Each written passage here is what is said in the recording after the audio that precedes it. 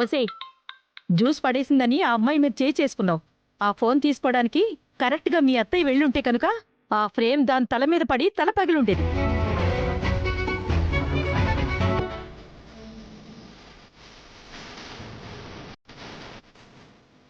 కొన్ని మన మంచి కోసమే జరుగుతాయంటారు.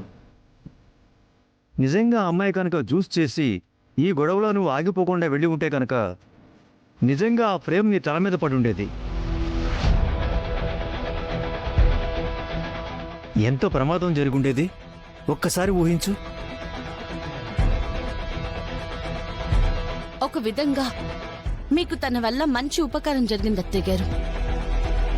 తను చేసింది ఒకవేళ పొరపాటే అయి ఉండొచ్చు. దానికి ఒక మాట అనడం తప్పు కాదు. శృతి మించి ప్రవర్తించడం చాలా తప్పు.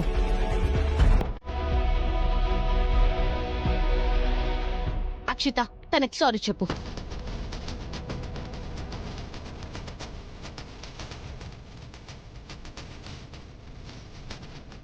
తనకి సారీ చెప్పడం ఏంటి? అవును అత్తయ్య గారు, చేయి చేసుకోవడం ఖచ్చితంగా తప్పే. ఏమంటారండి? అవును అక్షిత, నువ్వు చేసింది ఖచ్చితంగా తప్పే. తనకి సారీ చెప్పు. అది కాదు చరణ్, నువ్వు చేసింది తప్పు కాబట్టి సారీ చెప్పమంటున్నారు. నేను చెప్తున్నాను కదా, సారీ చెప్పు.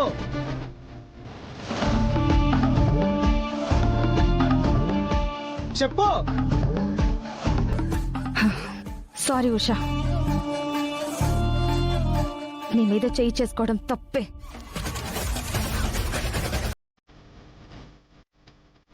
ఉషా, నువ్వు వెళ్ళు.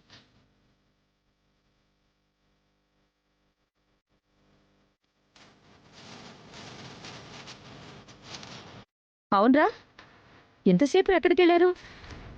బామ్మగారు, రేపు కబడ్డీ కాంపిటీషన్స్ కదా, అందుకే కోచ్ గారిని కలవడానికి వెళ్ళొచ్చాము. అన్నయ్య, రేపే నా కాంపిటీషను. ఖచ్చితంగా మీ టీమే గెలుస్తుంది అన్నయ్య, నాకు తెలుసు. ఒరేయ్, రేపు కాంపిటీషన్ అంటున్నావు కాబట్టి ఈరోజు ఫుల్గా తిని కంటి నిండా నిద్రపోండి. రేపు యాక్టివ్గా ఉంటారు, మీరే గెలుస్తారు.